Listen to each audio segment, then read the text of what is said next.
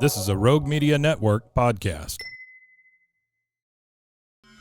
Do you ever have a story that you just can't get out of your head? One that you play the details of over and over with your friends? Well, you've come to the right place. I'm Claire. And I'm Susan. And this is Justice Pending, a weekly true crime podcast where we discuss tantalizing crimes with more questions than answers.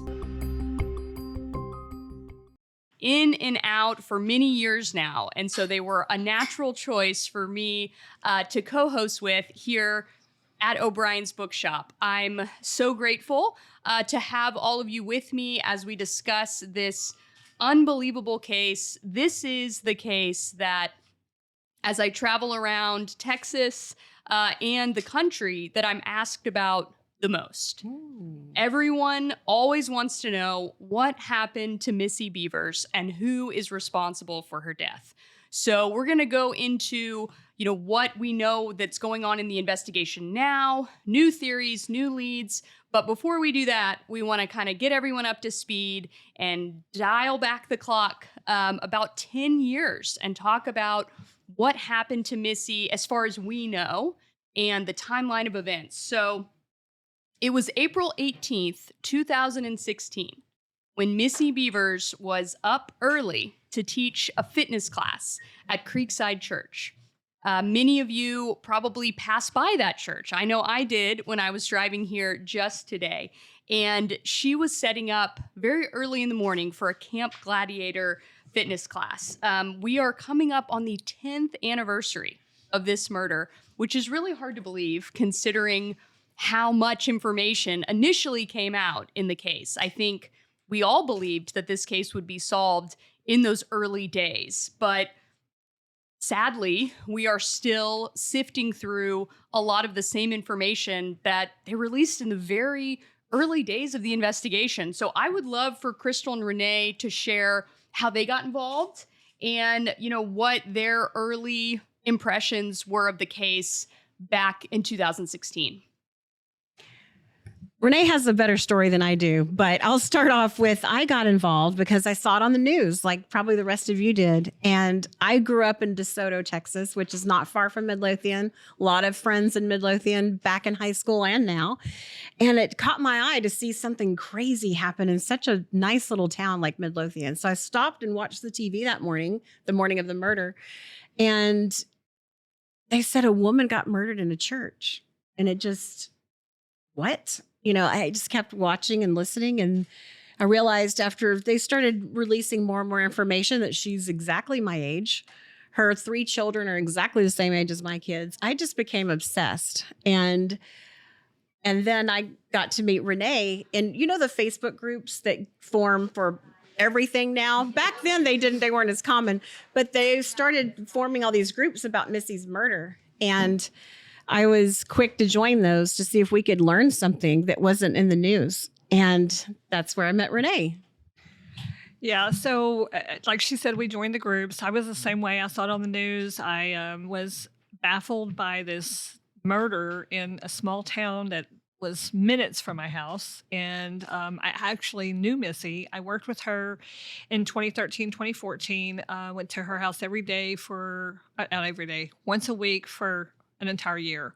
And so my whole family had met her, and I was just in shock that some woman could go into a church and get murdered, and it just something you don't hear. So like she said, the group started very quickly, and didn't even know what a group was back then, and joined it to see what was going on. And that's where me and her met. We were both in there, and we just started talking about the case, and it just became an obsession. We got to know each other over the years, and we just felt like we had done so much research. Let's start a podcast. So. And we didn't think we were signing up for 10 years of this. And I don't think anyone else did. We were just really interested and thought it would be solved pretty quickly. Yeah. You've got the perpetrator on camera for 28 minutes walking around the church. Yes, they're covered, but we still thought that was something to go on. You would think that would be enough, right? And back in 2016, I was a producer for 48 Hours on CBS News. I was working on the weekly true crime show that came out on Saturday nights. And so this was one of the cases that I was following like Crystal and Renae, thinking, well, this is going to be solved any day and we'll be able to do an episode and cover everything. So I better start collecting all the information now and figuring out who we'll interview. And I have, look back on my computer, and the files that I have go all the way back to the day, that Missy was discovered. And it continued to be one of those stories that I would always follow up with on the anniversary.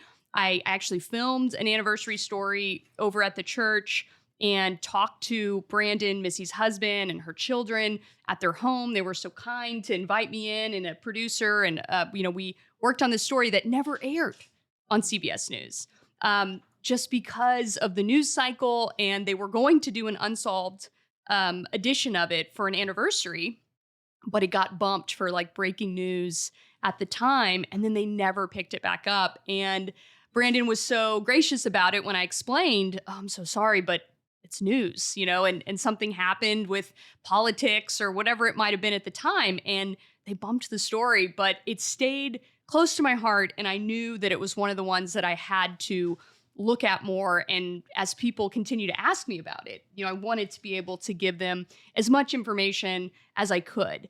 And so let's talk about the actual timeline of this murder.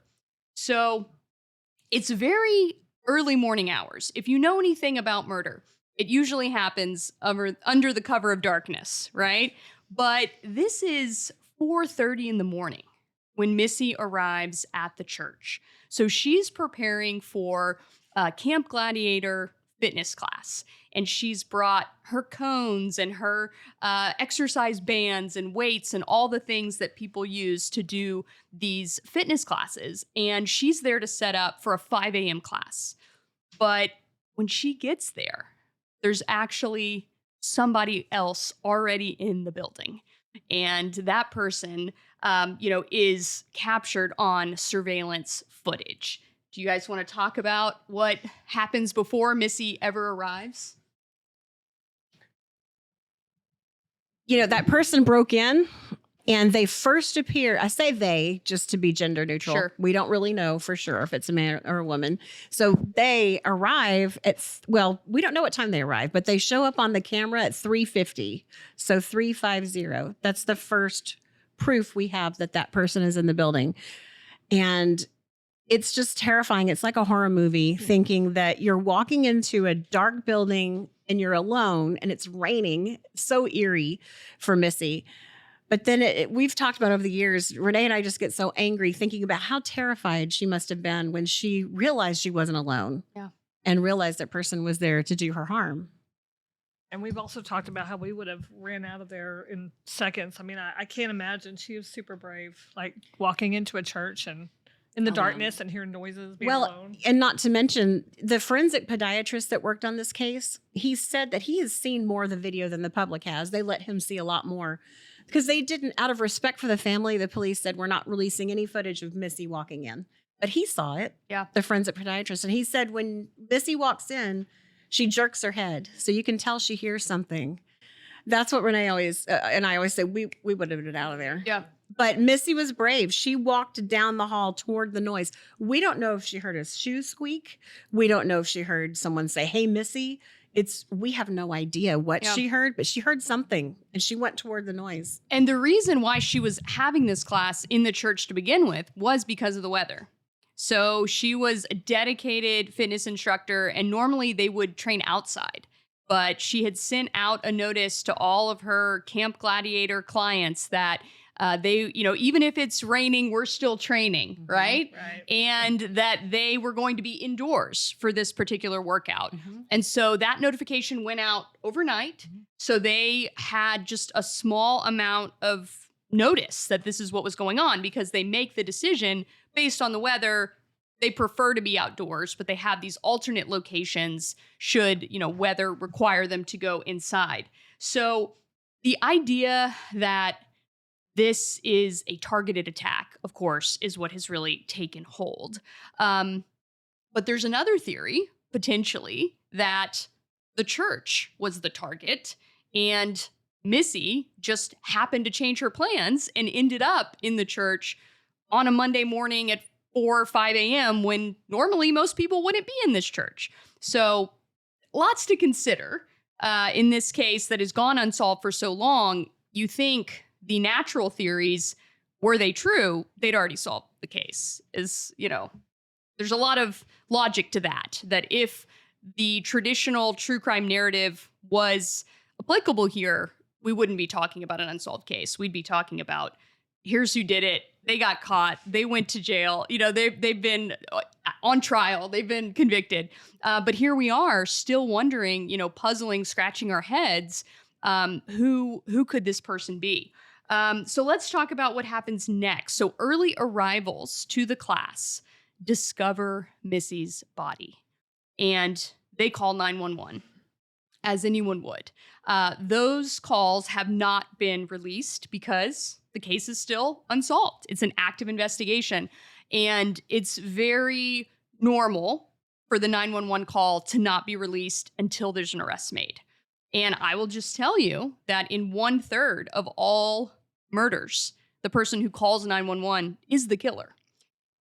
I don't think there's any chance that that's the case here, but just statistically, that usually gets a surprise from the crowd because it is surprising. But 1/3 of the time, the person calling 911 actually committed the crime, and they believe by reporting it, they will, be absolved. They won't be a suspect. But actually, if you call 911, spoiler alert, you're the first suspect. Yeah. So for authorities, you're the first suspect because you're on the scene before anyone else, right? How are you there? Why are you there? What do you know? What could you potentially have done before you called 911? And when it ends up being the killer who called 911, they have usually staged the scene in some way. And they think that they're smarter than the cops and smarter than, the FBI and everybody else. And that by calling 911, they're going to control the narrative. So that's something that always has to be taken into consideration when you have a 911 call. You don't always have one. Sometimes the body's discovered by law enforcement, right? But in this case, it was just the people in her class. And so Camp Gladiator goes under a microscope for this murder. There's actually a couple of podcasters that I work with on Rogue Media Network that have a show called Bloody Happy Hour that were Camp Gladiator instructors, and they also knew Missy. So it's just a small world in Texas true crime, right? And there's so many connections. And so after this 911 call, of course, Midlothian police arrive at the scene and they start combing for evidence. And thankfully, they find that the building has video surveillance. I will tell you so many times, these buildings where murders occur, homes where murders occur, they have cameras, but they're not working. They have cameras, but the service has been canceled, right? Nancy Guthrie, anyone? It happens, right? Sometimes they can recover it if all the resources are dedicated to that case. But many times the cameras just aren't even, there's no tape. They're not turned on. They're just there for aesthetics. And so we really are fortunate. You don't get to use that word a lot in this case, but the fact that there are actually working cameras in a church, it's pretty amazing because most of the time they're just there for show and they don't actually keep the systems up. So that's always been interesting to me. And I have heard previously that the church had some security issues. And so they were working to make sure their cameras were on and that they were keeping their footage. So that kind of makes my eyebrows go up and think, well, how many churches have security issues and need to have, fully functioning security equipment? Could that be a clue here, right? But let's talk about, in addition to these security cameras that are inside the building, there's also footage from outside the building. Do y'all want to talk about what is captured outside the building? The Nissan Altima?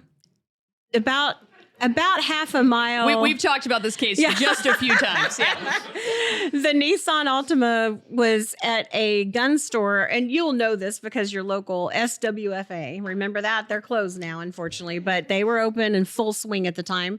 And they had banks of cameras, and most gun stores do have wonderful security, right? Amazing cameras. Amazing high quality cameras. So there was a suspicious vehicle that had driven around the parking lot, and it was a silver, maybe white. They kind of went back and forth on that in the media. Nissan Altima circling. That car, though, was never seen at the church, just to be clear. A lot of people think, oh, that was the perpetrator. We don't have any proof that that car is even involved in this murder, but it was released early on as a person that the police want to talk to, because they could have seen something, or they could be the perp, you know. Right. It was just, it was the only thing I think they had to go on early on that they were telling the public as far as cars go. Yeah, they released that footage. If you remember it, it's very grainy because it's raining hard outside. And so this car circles in the parking lot. The rain prevents you from being able to see the license plate, to be able to read it. And there's some type of oval sticker on the back, a bumper sticker. They're clues to what this vehicle might be and who it might belong to. But as far as I know, it's never been identified who was driving that car. Yeah. And so that creates a lot of questions, because let's say you're out, you're driving, you know, late at night, you're driving back from a friend's house or a family's house, or you work nights and it's raining so hard you can't see. And so you pull into a parking lot because you just want to wait for a break in the rain. Like, I've done it, right? Crazy flash floods in Texas. Just pull off the road so you don't have someone crazy hit you, right?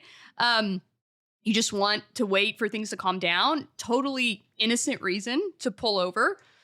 But considering all the coverage, it really seems like if anyone who was from around here had pulled in and then they saw, oh my gosh, they think my car has something to do with the murder of Missy Bevers, I better call them and say, hey, I was working late. I worked the night shift. I drove here. You can come see my car. I don't have anything to do with this. And you can check this off your list, because this is still a very robust lead for law enforcement and hasn't been able to be eliminated.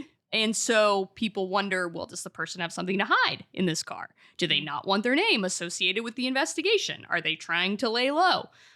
You know, that's obviously like the nefarious reason why that car could have been there.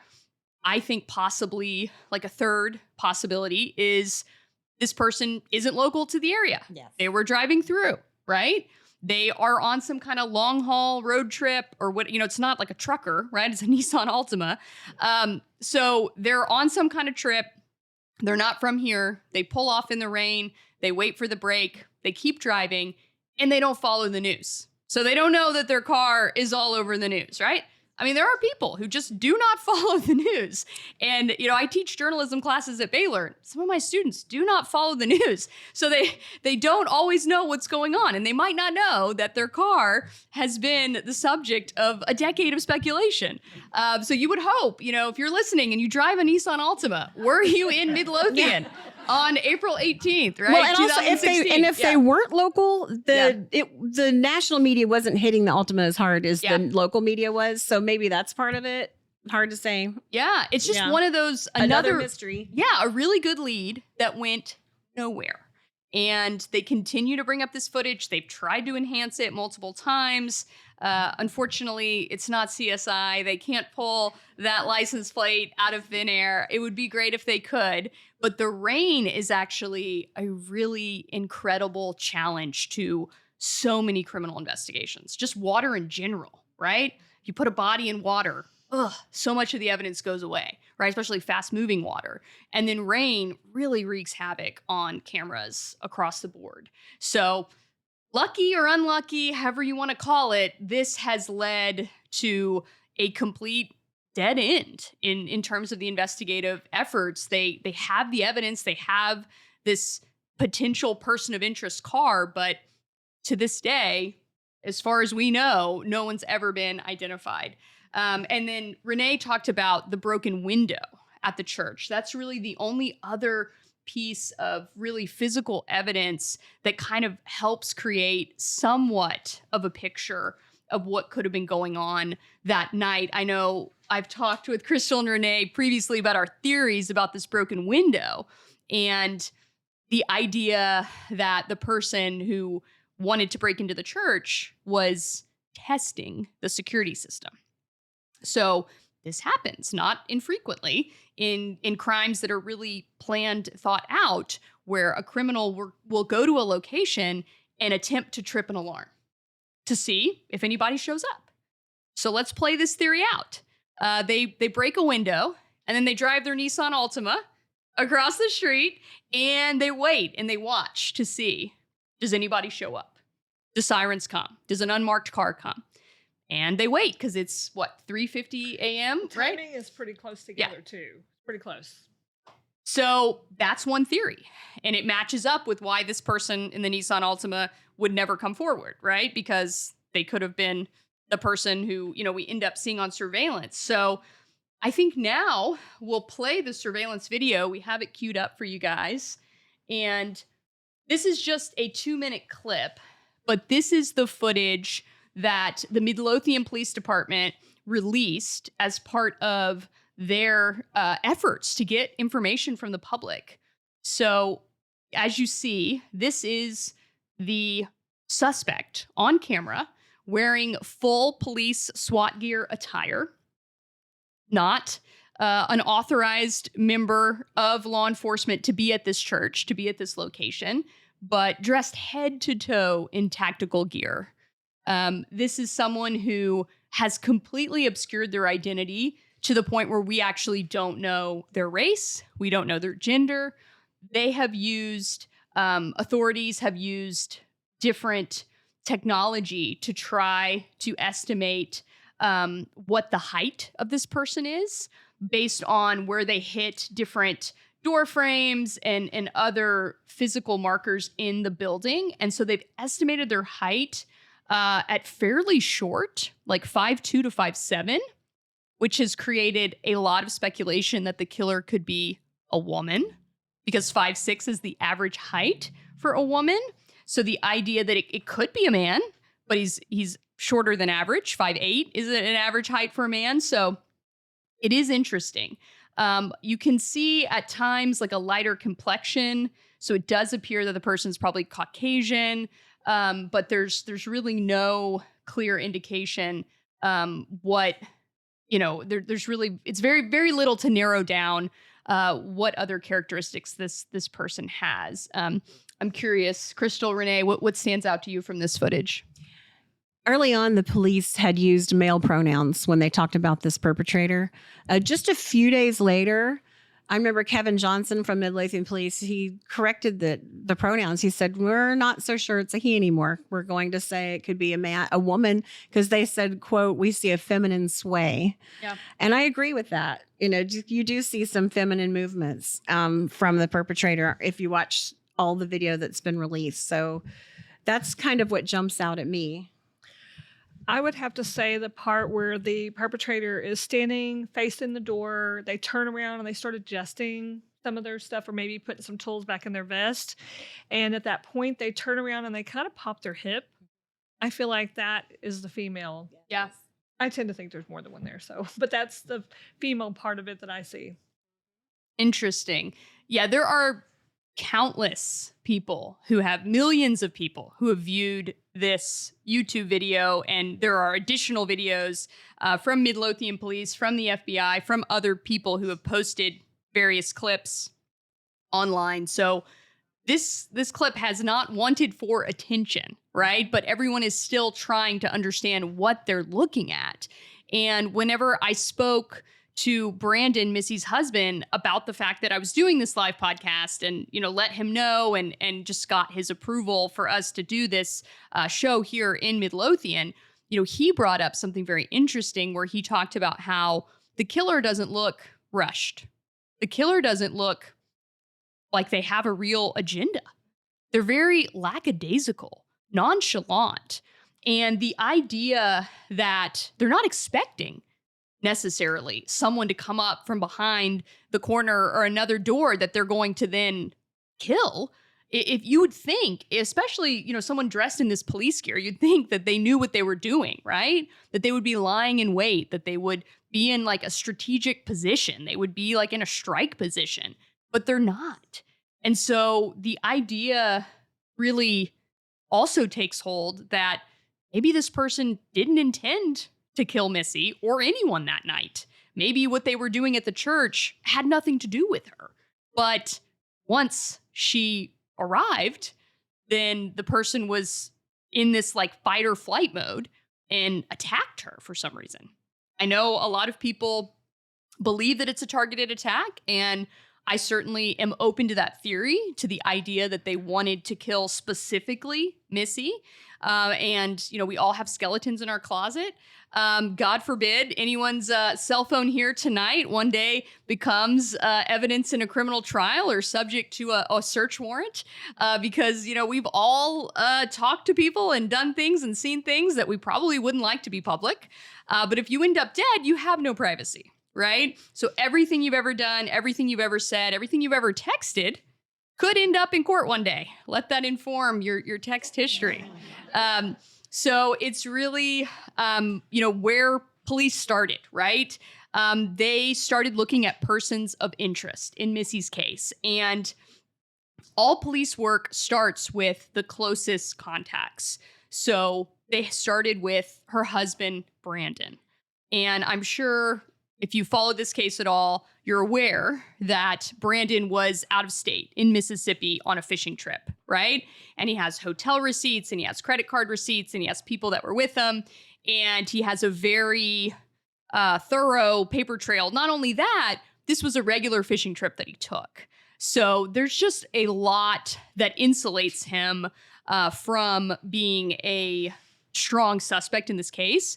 But like anyone else close to Missy, he was one of the target numbers, as Midlothian police called it. So they had 8 target numbers, 8 people that were identified as the most frequent contacts in Missy's phone. So it was her husband. It was actually her father-in-law, Randy Bevers, and it was also some other friends and fellow Camp Gladiator members and their spouses. So it ended up being 8 people who were wrapped up in this initial target number search. And the media had a field day with 8 suspects, right? That's what they ended up being called. So did the Facebook groups. Yes. Very true. So those names were thoroughly searched, thoroughly deep dived on Reddit and social media, and through traditional means. You know, law enforcement served search warrants on all of their cell phones, on many of their homes and personal property. They were looked at very intensely. And, you know, as we sit here today, none of those 8 people have been charged with a crime. They've never been taken to a grand jury. They've never been indicted, arrested. But their names, I mean, I'm not naming them today, but their names are everywhere, right? Their LinkedIn histories got pulled up. You know, it's just wild. And part of that is just investigation 101. But in this digital world that we live in, everyone has their real life and their online life. And a lot of times your online life is a lot more accessible than your real life. And so everything that they pretty much ever did online was scrutinized, discussed, debated. Motives were assumed, you know, to different text threads and messages and posts. And it got pretty ugly there. A lot of people thought they solved it, right? Here we are today. But a lot of people thought, well, one of these 8 persons of interest did it. And I'm going to tell you why. And I'm going to blast their name and blast their photos and family photos. And I mean, it was very, very public, the accusations that people made in this case. What stands out to you from that?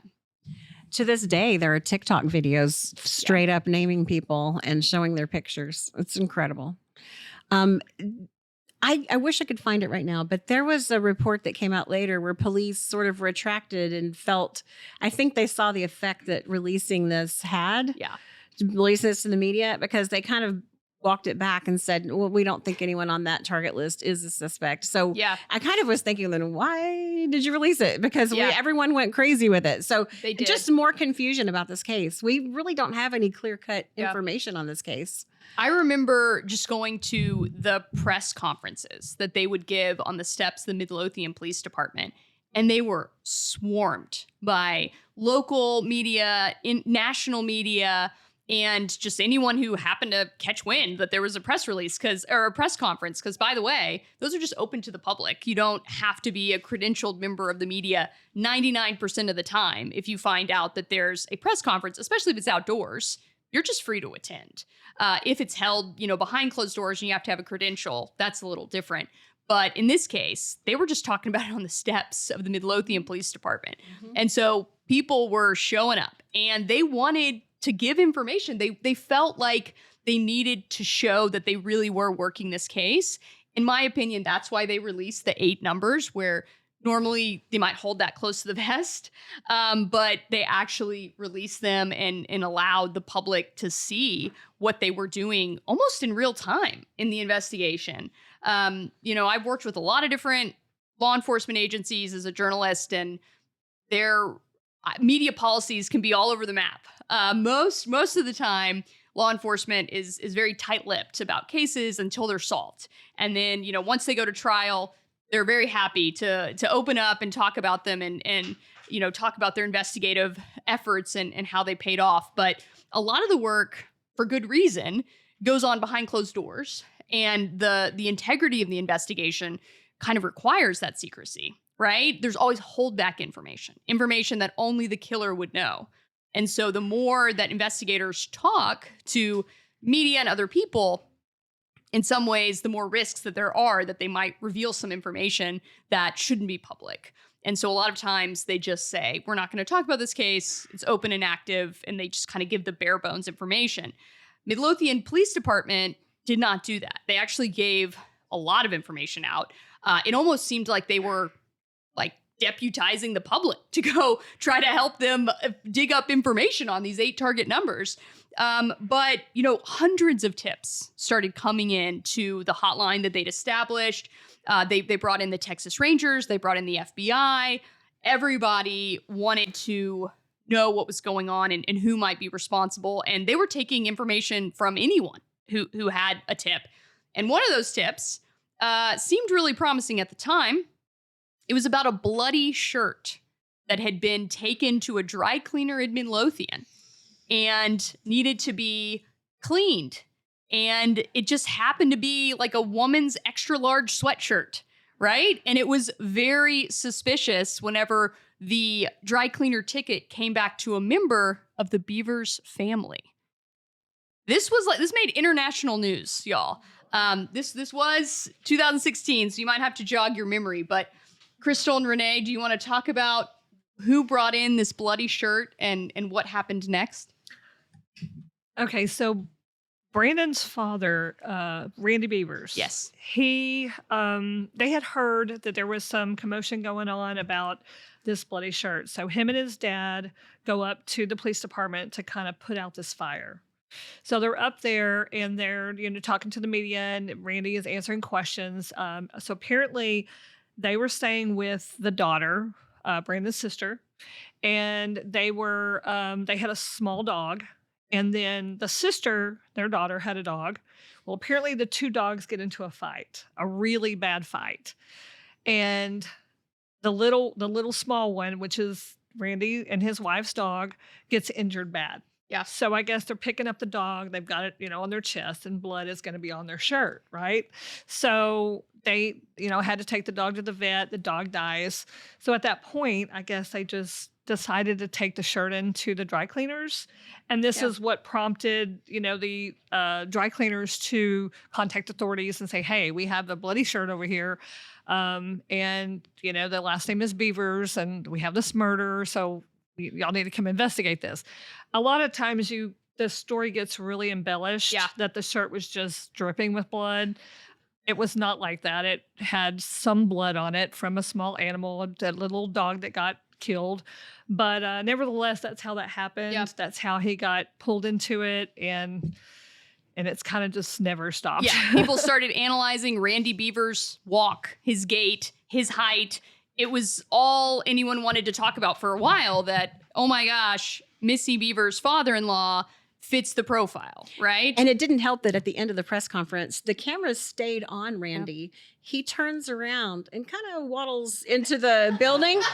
And everyone was like, that's the killer. He walks exactly, he's got that same kind of a limp, and he wasn't doing himself any favors. And it's not, you can't help the way you walk and the way you look and like your body composition. It just happens to align with a lot of the characteristics of this suspect. But just to put your fears at ease, not only did they check the alibi of Randy Bevers the night that Missy was murdered, but also they tested the blood on the sweatshirt. And it came back as animal blood. It's not human blood. It's not Missy Bevers' blood. It's not any person's blood. It does actually belong to the dog. The Chihuahua story checks out in this case. So as weird as it is, as much as it seems like this has to be related, it's really just another strange, false trail. And we feel so bad for Randy Bevers and his wife because, his daughter, Christy, was on our show, Brandon's sister, and she went through all the details of the story we just told. And it's just so unfortunate that they flew from Southern California as soon as they heard about Missy's murder. They drop everything, fly, they bring their dog. And then, their daughter-in-law's been brutally murdered just out of the blue. They're at Christy's house. Their dog gets killed.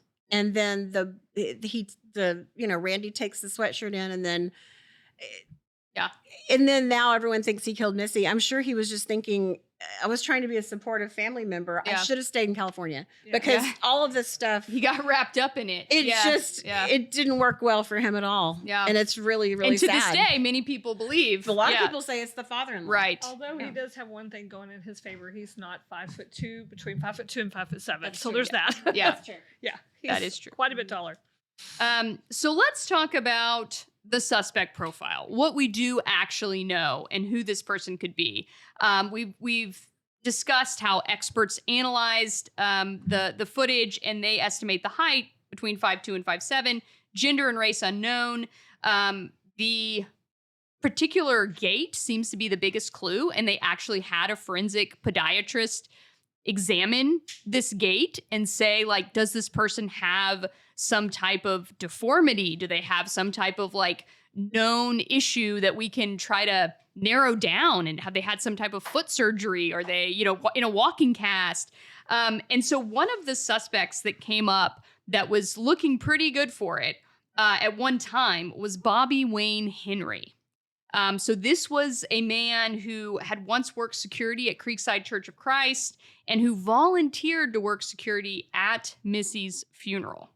The reason why I'm saying his name, and I'm not saying the names of other people, is twofold. Number one, he had a search warrant executed on his property in December 2016. So he's publicly been named by police as a person of interest in this case. And whenever they went and looked at his property, they actually found tactical gear that matched similar gear that was worn by the killer. And they also found a burn pit that had recently had charred remains. They also found a laptop with child pornography on it that was used to have him, arrested, detained. This guy was very suspicious and had previous sexual assault allegations in his past. He'd been arrested. He'd been fired from another job as law enforcement due to his misconduct. So he was looking pretty good, y'all, as a suspect. But unlike, all the yeses, the check boxes, he's also 6'1".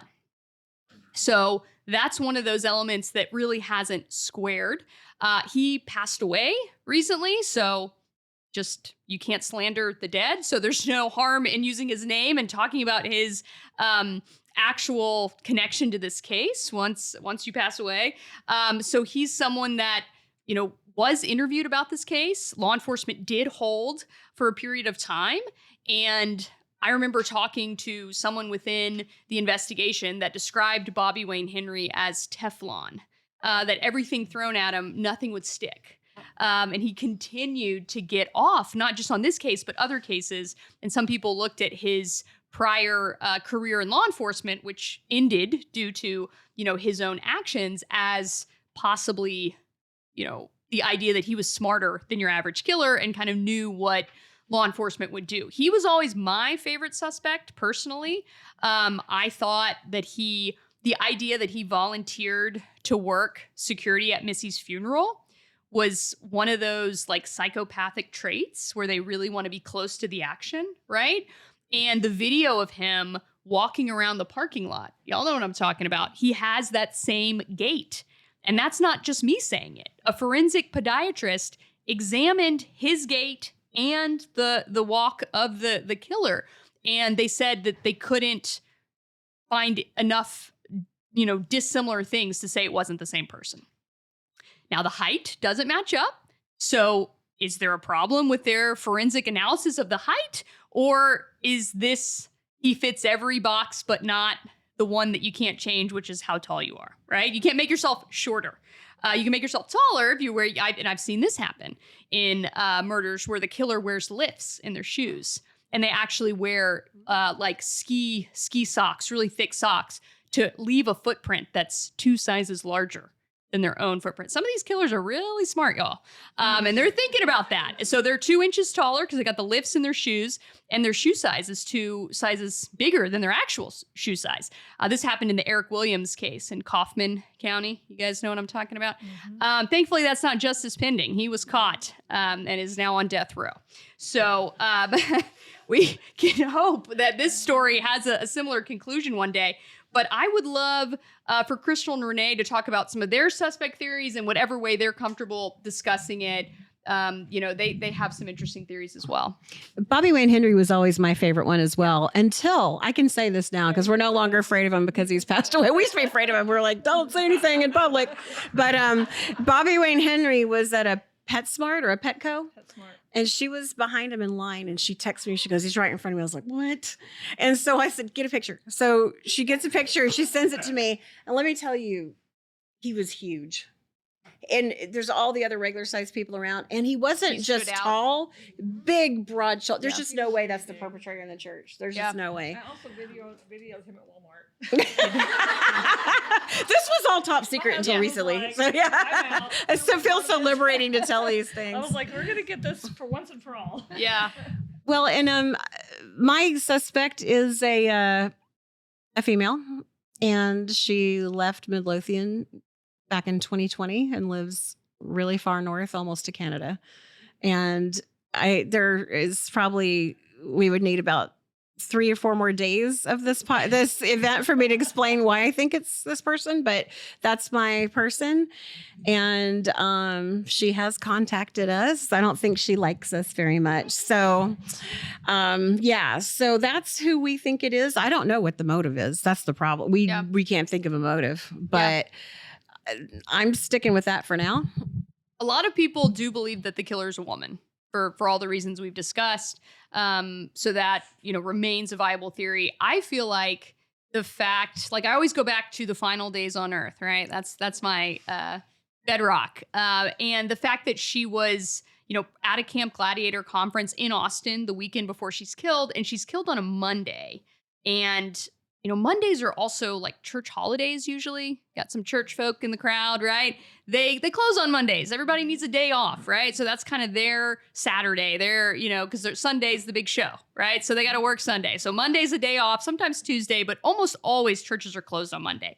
So that's always stuck with me, that the killer, if they knew anything about churches or that church, they probably knew that no one was going to be there Monday morning. And they might have thought that they were going to be alone to do whatever they were going to do. And the idea that this person was so enraged that they would kill someone who came upon them, rage is a crazy thing. And it doesn't always get meted out to the person that's responsible. Have you ever had like a spouse blow up at you because they had a bad day at work, right? It doesn't have anything to do with you.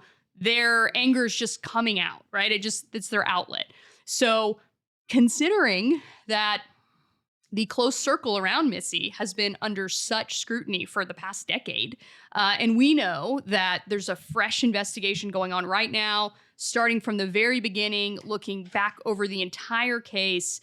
There's new agencies involved, and they are really going back through, re-interviewing everyone, seeing if they missed anything. So I'm encouraged, because a lot of cold cases don't get that kind of attention 10 years out. Right. Yeah. Any final thoughts here? I would like to say this, about the thought of it being possibly random, and of course, anything is possible. But a car across the street would be a perfect lookout, so the person wouldn't need to be nervous because somebody's saying, "I'm going to let you know as soon as she pulls in." So you're thinking group murder. This Well, is you've got an accomplice. At least two. Okay. At least two. Okay. But yes, Yeah. that's a possibility that they were the lookout, which would give this person the ability to be at ease because I know somebody's going to notify me as soon as she pulls up. And I also think, if we're talking about psychopathy, staying cool before you kill someone and after is not uncommon with people who are psychopaths. Yeah. So I'm not as bothered by the person just sort of carefree walking around because we don't know that they were carefree. They may look it, but they were probably getting psyched up in their minds to kill Missy. That's just my opinion. Yeah. I really don't think it's a coincidence that person was in the church. That would shock me. Yeah. I'm ready to be wrong, but it's pounding rain and you're going to dress up like that, drive over there in the rain in the middle of the night and put on all that gear just to do nothing. I don't know. That surprises me. It's fascinating. No, I don't think they had a do nothing plan. I think they had a plan. I mean, there's been talk that the papers were rifled through, that there were things that had obviously been searched in the church. We don't know. Was this person just killing time until Missy arrived and was a, nosy person and was just looking around? Or did they have something they were actually trying to accomplish? It's one of those, I go back and forth any given day on, my lead theory because I've had so much time to think about it. But I would love to hear comments from y'all, questions. We'll take your questions now and please feel free to ask us anything. In the back there.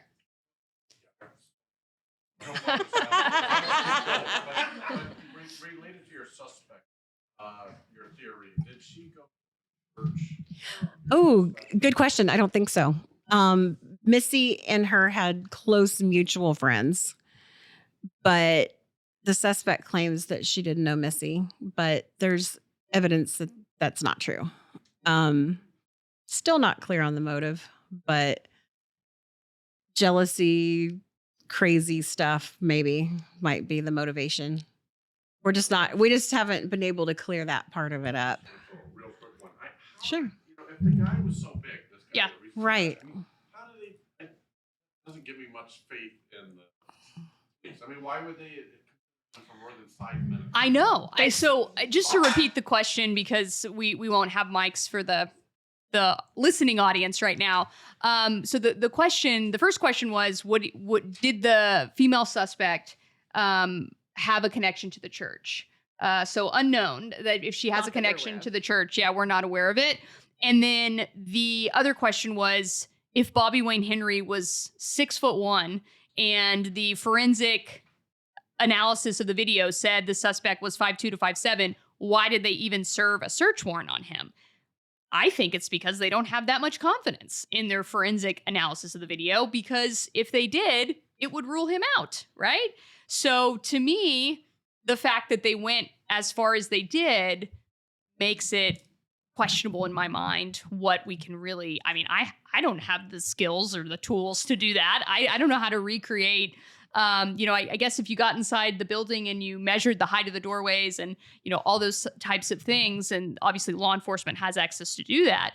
But the fact that they continued to investigate Bobby Wayne Henry as much as they did is surprising, considering how readily available his height is. That's one of the basic things you get when you book somebody in on their mugshot. And that was a very thorough search warrant. Yeah. They took his electronics, they took his car, they went through his whole house. And I think the reason they might have leaned on him more than they needed to, than they should have probably, is because some of the tips came from people really close to him and people that worked with him. So they had law enforcement officers in other jurisdictions saying, I think it's him on the video. So I guess they probably felt more obligated to take it seriously than maybe if it was just coming from someone else. I don't Yeah, know. that's a good point. I think anytime you have fellow law enforcement being like, "Hey, check this guy out. I worked with him, and I'm suspicious." That's something you're going to look into. Yeah. I think one of the biggest reasons that he was considered in the beginning is because the very first height they had was 6 foot. Oh, So I think that's the reason he was considered in the beginning. And then it at some point changed to 5'2" to 5'7", and then it went to 5'2" to 5'8", plus or minus 5/8 of an inch. oh my goodness. So when it was 6 foot, it was him. Yeah. Interesting. I guess it's one of those things where you have so many experts and they all give their own opinion and you kind of throw a dart and decide which one to believe. If you've ever attended a criminal trial and you hear expert witnesses, you'll have dueling experts. One will tell you that it absolutely, the sky is blue, and the other one will come on and say, no, it's chartreuse, and they'll both convince you. So it's very interesting how that can work. Thank you. Other questions? I'm kind of OD all this last week. Thank you. And so I've heard all the details about it. And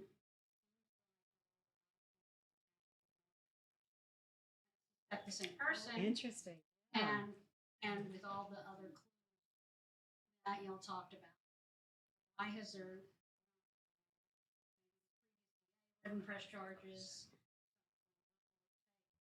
I've often wondered, for them to go after Bobby Wayne Henry as hard as they did, why haven't they even done any search warrants on that? That's a great question. Yeah. Thank you for listening. We really appreciate it. The local people can't say, "Oh, we want a murdering person off the street," but they're not here anymore anyways. Yeah. So what? And it doesn't sound like Brandon or his family down the doors sound like they buy it. I don't know. Yeah. I mean, what does it take to turn them around? And Missy's mom living so far away, in Jacksboro, and, being an older lady. I mean, she's not out there in front of the media here locally. It is interesting how there doesn't seem like there's a lot of push from the family, like you were saying. That's kind of why we started what we did, was to keep it in the public eye, because it seemed like it was starting to die down. And we thought, we know a lot about it. We've been researching it for, what was that at the time, 4 years we started it. And we just decided to help keep everybody apprised of it, keep it out there, and then hopefully have people coming forward with tips, information. Yeah. We did the billboard, just all the different things. And cold cases really are solved every day. There's cases that are solved through DNA, through other, technologies that advance, and something that was a sample that wasn't usable, identifiable, becomes the key evidence that is able to convict someone. I mean, we've seen genealogy, people's family trees, being used in these cases that were once thought unsolvable. So I have all the hope in the world that one day this case will be solved, and the fact that people still talk about it and keep it in the public eye, that has so much value. It really has a lot of currency in keeping the case fresh. In law enforcement, they watch the news too, y'all. Whenever people are talking about this unsolved case, cops don't like unsolved cases. They want to clear them, and this really does contribute to the efforts and the attention to go after this case again. And there's always new cases filling up. There's always, a more recent case to solve, but the cold cases, they really tug at people's heartstrings, because you think about how long that family's been waiting for answers and justice. And it's not supposed to be this way, right? Justice delayed is justice denied. So people really latch on to cases like this, rightfully so. All right, he's got another question back there. Well, maybe it's just some light. I'm very, very perplexed Yeah. about the uncertainty, because looking at this video, it feels like if you know where the cameras are, it feels like this is not that hard. Recreate it, and you know the height, with the angle. And get an exact height. Is that what you're saying? Well, Yeah. I mean, I can't believe that they 6 foot, 5 foot, 5 feet. Yeah. I mean, I think that they would have it within the, I think within the 8 minutes. Right. I would think it'd be a plus or minus this.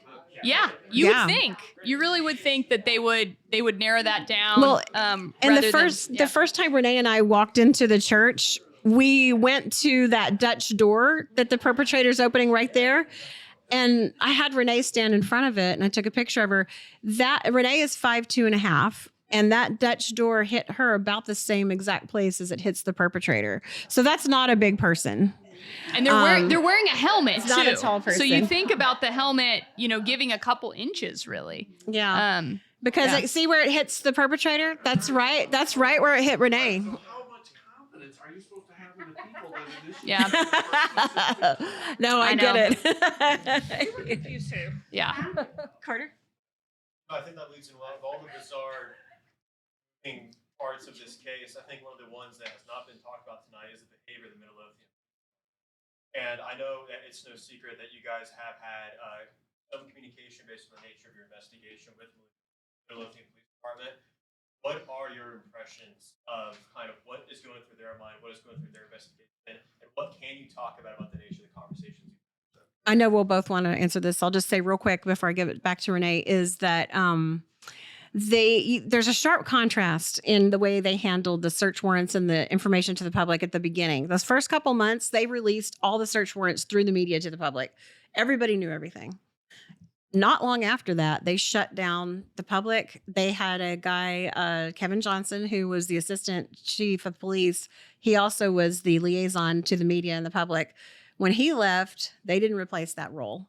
They stopped talking to everyone. So it's just been dead silent. I'm sure you've all noticed, you're locals. Yep. So there hasn't been anything. Did you have a question? I actually had two. One, when it came to the psychiatrist, did they say anything about the flat-footed in any way with their ankle out? That's how I, as a flat-footed person, walks, but also how a lot of flat. Have they said anything about the perpetrator being? I didn't hear anything about that. From what I remember from the actual forensic report that the podiatrist put out that was released by law enforcement, they felt like the way the person was walking was the clearest indication, like that they would be able to analyze once they had a suspect. They would be able to analyze that person's gait and see if it matched because it was so peculiar. I think an issue with being flat-footed is that's not like something that's on your driver's license. It's not something where they can say like, take off your shoes and let us look at your feet. But they can get video of someone walking, right? You can start surveilling someone. You can see them walking down the street. You can have them walk into the police department should they agree to be questioned. And guess what? You're always being videotaped in a police department and they're watching that video in the lobby. And, if you come in to make a report, you're on camera. And so I know that they were analyzing lots of video of people of interest and just of areas, around Midlothian where they had access to cameras to see if people were walking in that way. It's interesting. The idea of being flat-footed could be related. I definitely think that has merit. So I would like to add one thing about the gate. Police said, and you might remember, she's really good at remembering time frames. But at one point, the police said, probably 2 or 3 years ago, that they believed that the gate might have been temporary. And I kind of took it as that might have been either something that could have possibly been an injury, or it could also been maybe shoes that were too big, and that's why it was considered temporary, because they don't always have those shoes on. Or post-surgical. Different things that it could have been. But I thought that was interesting. It was a couple of years ago that they said they believe now that this gate was temporary. So confused. Going back to the question about law enforcement and why Midlothian Police Department started being so tight-lipped, my theory on that is that the Texas Rangers got involved because they really do not talk to the media. They don't like to make information available. I have a show out now on HBO Max called Killer Confessions: Case Files of a Texas Ranger. And it's with a retired Texas Ranger because they would not give permission for any active Texas Rangers to do a show like that. So that's always kind of where I've leaned, that these, this other agency kind of took over and was advising them to no longer communicate with the public so much. But yeah, one day we'll hopefully get this document dump that we've all been waiting for to see what they've been up to for the past like eight and a half years since we've had some good information. But yes, right in front. A kind of a comment. I am firmly in targeted camp for a couple of reasons. Number one, I remember it from day one, watching it on the news. Midlothian police never warned the community, don't run the loose, hide, protect yourself. The other thing, I've worked in churches for 30 plus Methodist. My church is always off on the Friday, not Monday. Okay. But every church I've been in, offering either goes directly to the bank or it goes in a safe that you open. Most staff don't even know where that safe is. A burglar wouldn't. A burglar wants to get in and get out if they can. And they took. Yeah. So I don't. And we're They in had no half an hurry. hour. Yeah. Not in a They hurry. had half an hour to start working on that. You're right. Yeah, that's crazy. And you don't really see them really doing anything. Yeah, they're not wandering around. So Mhm. I agree with Renae that they were communicating with.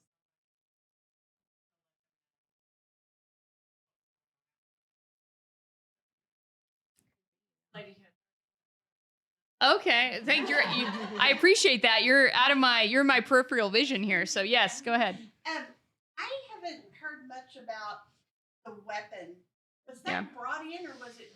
Did they get it at the church? Okay, great question. So this has been something that they held close to the vest for a very long time. Renae looks like Crystal looks like she's itching to talk about it. So I'll let her go. Burst. Yes. Okay. So the reason one of the many reasons I'm in the targeted camp is because that perpetrator had a loaded gun on them. How many times have you gone to go goof around someone and had a gun ready to shoot someone? I mean, maybe some people, but it just makes it less likely to me that they were just there to do something like maybe look for some money or maybe just do. A lot of people think that person was just there just to hang out, and because if they wanted to, like Cheryl McCollum was on our show, if you listen to that episode, and she said she's watched thousands of hours of surveillance video. And like you were saying, the thieves get in and out. And if they wanted to destroy the church, they would be doing that very quickly as well. They'd be turning on the plumbing. They'd be trying to do whatever they can to destroy it, maybe set a fire or something, tearing things up, ripping things down, breaking glass. They just weren't doing any of that. And they had a good half hour. What did she say? The only things they destroyed was the door and Missy. Right. That's what she That said. was it. Yeah. So Sadly. it was a gun. I'm that. Yeah, you're exactly. There was a gun. And the police kept that quiet for a while. We did as well because we could tell they didn't want that out, but it got out. And some people in the media had released it. Some YouTubers had released it. So then we felt like it was okay for us to talk about it after it was sort of spread around a little bit. We didn't want to be the ones that let it out. But once it was out, we went ahead and started discussing it. And there was a gun. It has not been found that we're aware of yet. And there were bullets, they have an idea of what type of gun it was and all that kind of stuff. So unfortunately, that Missy was shot, and we are always led to believe she was bludgeoned because the police said puncture wounds to the head and chest. But I guess technically a bullet's a puncture wound, so hard to say. And that's why the ATF was there too. Yeah. Yeah. And it's really creepy. And Claire brought some really good footage here because the part where you can see the perpetrator, it's not this part, but we'll see it in a minute, walking around. You can see the hammer. It's so eerie. And at the time I noticed that hammer, I thought that was the murder weapon. We don't know if she was also bludgeoned or just shot. We really don't know. They haven't released much evidence about, for good reason, about the actual condition of her body. So everyone's analyzing what they did say, like Crystal quoted, the puncture wounds and the idea that she was violently killed is not in dispute, but the actual mode and mechanism and how many potential, means were used, that's something we don't know. But we do know, yes, that a gun was there and a hammer was there. So it's a very gruesome crime scene. For the people that were curious of how to because some people were like, well, I don't necessarily believe that for whatever reason. It's actually listed on murderdata.org, which is it is a database that they use to basically get information about crimes in the area. That their data that they pull for each city, county, throughout United States, and it actually mentions that there was a 45-year-old woman in 2016 in Ellis County that died by handgun. We know that's Missy, right? I mean, there was no one else that was shot that day or even that week. So, okay, let's pick up your question and we'll make our way back around the room. Yeah. Okay, so you said who are they bringing in? So it's my understanding they're bringing in everyone that has been spoken to before to have new interviews. And I'm sure they're also reaching out to new people as they expand their, circle investigation. Like as you start any crime investigation, you start with the people closest to the victim. And once you eliminate them or you don't get any usable information from them, you draw a bigger circle and then a bigger circle and a bigger circle and a bigger circle until hopefully you find the person who's responsible. The idea is that you eliminate those closest first because statistically they're the most likely to have killed you. I always tell people, they're like, how do you sleep at night when you do this for a living? And what I usually say is, if you're not afraid of the person sleeping next to you, you're probably going to be all right. Because that's like 85, 90% of crimes is your intimate partner, right? But there's exceptions to every rule. And once you rule out the people closest to you, you have to look at people further and further away in these other circles. I mean, there's a case that was just solved in Des Moines, Iowa. It was a realtor who was killed. Do you know the case that I'm talking about, right? Yes. So Ashley Oakland was killed in a model townhome in Des Moines, Iowa. And this case went unsolved for like 15 years.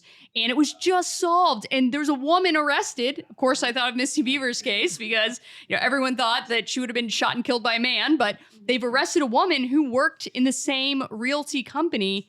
They've not revealed the connection, why, she had a motive to kill her. But this is someone who was not in the closest circle, to the victim and was not a man. And eventually they got to this woman. And this case went on for a really long time. It was in their cold case unit. And one of the things that the police there in Iowa credited with solving it is they created this deck of cards. Have you seen this in cases before? So in different states, law enforcement will create a deck of cards, 52 cards in a deck, and every card will have a unsolved case on it. A missing person, an unsolved murder, and it'll have the details, the date, a photo of the victim, anything that they have on it, a case number, and a tip number, and a reward. And they hand out these decks of cards in prisons, on shady street corners. They hand them out to people they think might know something about a murder. So I've had decks given to me. What does that say about me, right? But I've had decks given to me by detectives and other people in other states. And they're like, hey, look through this deck. If you think you know anything, let me know, And so it's something where people play cards with these decks and people talk, right? And so while we don't know all the details yet in the Ashley Oakland case, it's one of those that was a real head scratcher and people thought that it might never be solved. And a year after they released this deck of cards, there's an arrest and a first degree murder charge. So maybe they need to release a deck of cards in Midlothian, right? We actually did. Yeah. They made Crime Stoppers actually did it. Okay. In this, what I was actually, are they going to bring in like Rangers or? As far as I know, the Rangers are involved. Yeah. That they are like heading the investigation. Yeah. So that always gives you more confidence, Our natural causes. He had cancer, unfortunately. Yeah. Yes. Yeah. Thank you very much. Our understanding is it's a Texas Ranger and the lead investigator from the Missy Bevers case, and then I'm assuming other people helping within the department. Yeah. But that was what we got, what we heard from our intel. Right there now. Yes. What are they doing to the door now? Pretending. To the lock? With a hammer? My opinion is they're just doing that for show, because I'm not a thief. But I can guarantee you, if I wanted to get in that door, I would have got in it. Right. They're not putting any effort into it. That's just my opinion. That's what I see on that camera, on the video. They're just doing it for show. Kind of Because that's not looks like they're just playing around. That's yeah. actually a closet, because we've been in the church before. It's like a utility closet, and it wouldn't be hard to get in that door at all. Another question I have is, have you brought in any of the retired? Not that I'm aware of, but that is a good idea. A lot of times retired detectives, they got a lot of skills and a lot of time on their hands. So they're great people to bring into new investigations. So I'm sure if there were willing retired detectives that volunteered, their time or were willing to come out of retirement and work on a consultant basis, I'm sure they would be. Midlothian Police has been very I don't know what the word is, just not inviting to outside help. They've sent away private investigators. Unsolved Mysteries contacted us to do an episode. This was about 1.5 years ago. Yeah. And we were barreling down the road to having a really good episode on Missy. And it requires the police to participate or they won't do the episode. And that's where it fell apart. So, they're trying to keep that investigation the way they want it. Yeah. They're not wanting outside people, I guess, to come in uninvited. Yeah. To have Unsolved Mysteries on a case is absolutely like a dream come true, if you want to say that, for a cold case investigation, because they don't just cover it, they try to solve it. That's literally their goal. Yeah. So for them to not do it was pretty devastating for us. We're really disappointed. Yeah. At this point, when I understand not letting Unsolved Mysteries come in like in year 2, right? But here we are coming up on 10 years. I think we're all hoping for some type of announcement or news from the Midlothian Police Department, at least an acknowledgement, right? 10 years out. For many anniversaries, they did. They would release something. They would ask for tips. Yeah. So, and I want to make this clear. We want to support the police. We don't mean to dog them in any way, but it was just shocking to us that they couldn't get that cooperation. And we heard from private investigators that were hired by people close to Missy that were told to go away. So, we just hear enough of that. We just think, they must really want to pick and choose the way they want to do it. Yeah. But we don't really understand, of course, the inner workings of those things. We just know what has been rejected. Got a question there?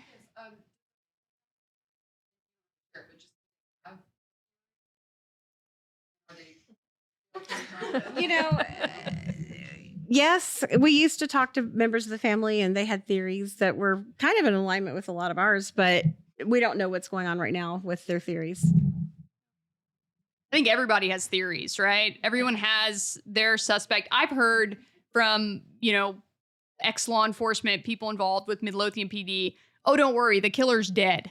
Y'all heard that one yet? Committed suicide in prison. I can't tell you who, but don't worry, they're dead. And I'm like, that is just no help at all, right?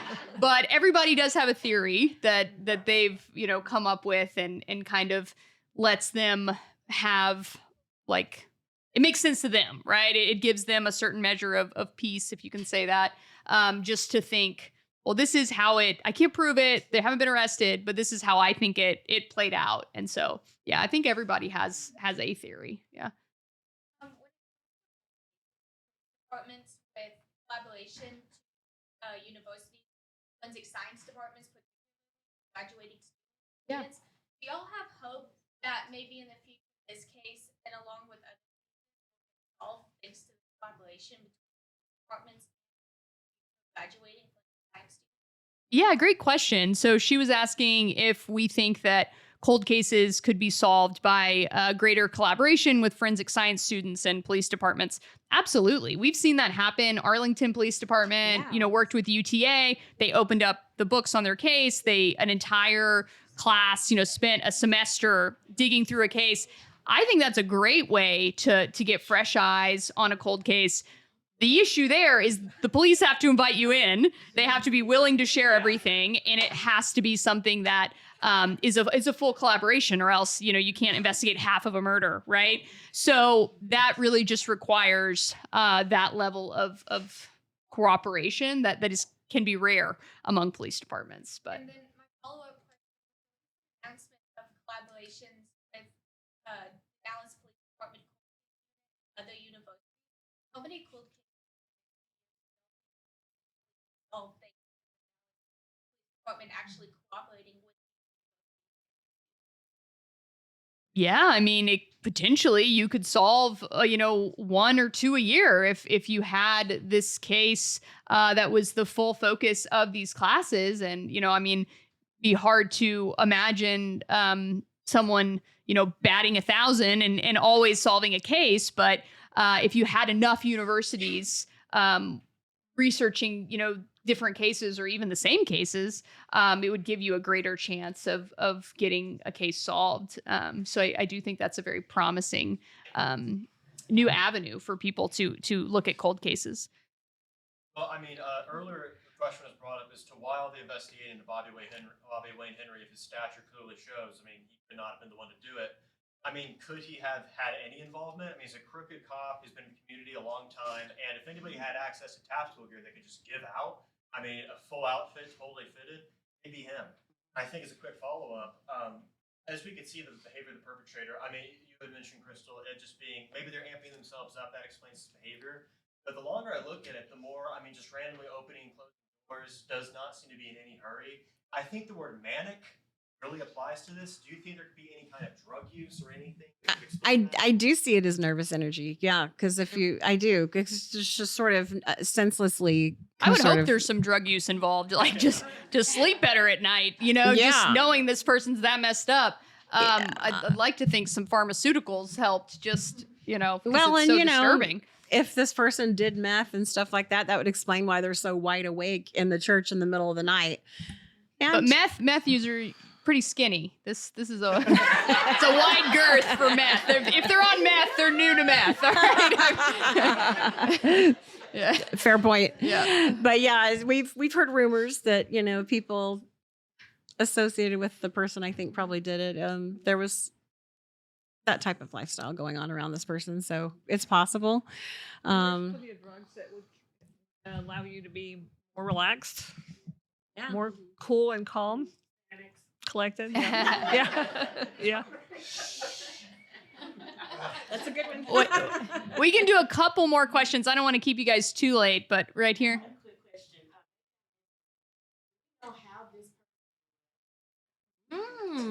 Great question. Yeah.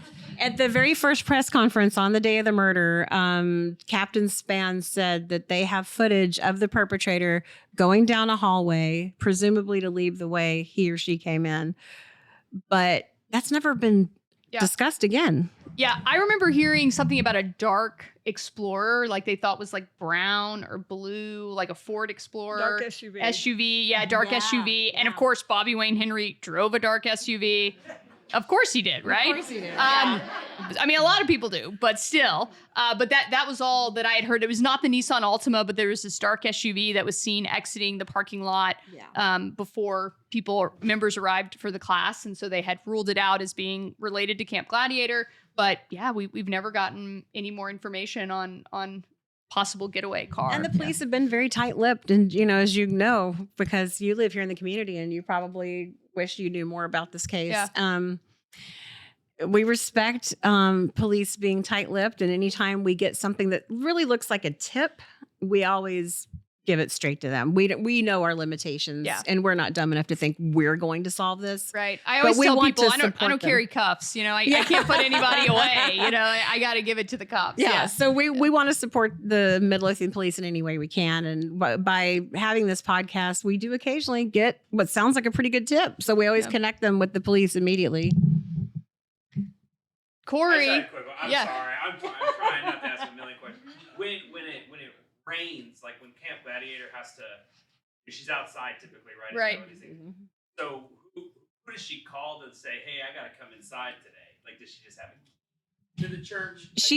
Great question. Yeah, she had a key. I guess the key was just so she could have her campers, they call the participants campers, her class members, and so that they could use the restrooms. Okay. And so I think that it's an outdoor, Camp Gladiator is an outdoor exercise program, parking lots. Yeah. But she did have classes occasionally if the weather was really bad. She would do it inside. Okay. y'all gonna do something on the anniversary? Yes. Yeah, tell them about it. Do you want to tell about it? On what? The anniversary. Are we doing anything for that? Oh yeah. Okay, so the anniversary is on April 18th, of course. 2026 will be 10 years, but that is on a Saturday.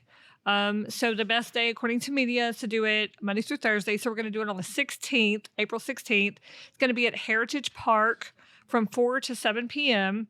We're going to be doing a live podcast. We're going to be giving out bracelets, flyers. We're going to have signs, banners, things like that. And we would love for everybody, as many people as we can get to come as possible, because it really shows how important this case is to be solved. It shows support. I mean, just everything.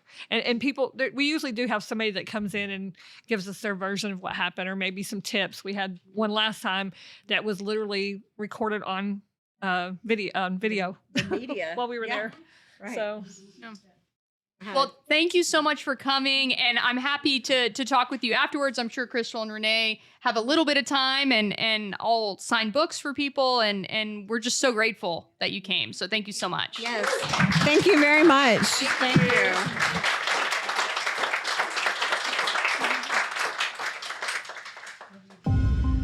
Justice Pending is recorded in Dallas, Texas for Rebel Studios. It's hosted by me, Claire Sanama, and Susan Passoni. Our theme music is Bending Truth, licensed at premiumbeat.com. We appreciate all listener feedback. Leave a review wherever you're listening right now, and we might read it on the air. Thanks for joining us.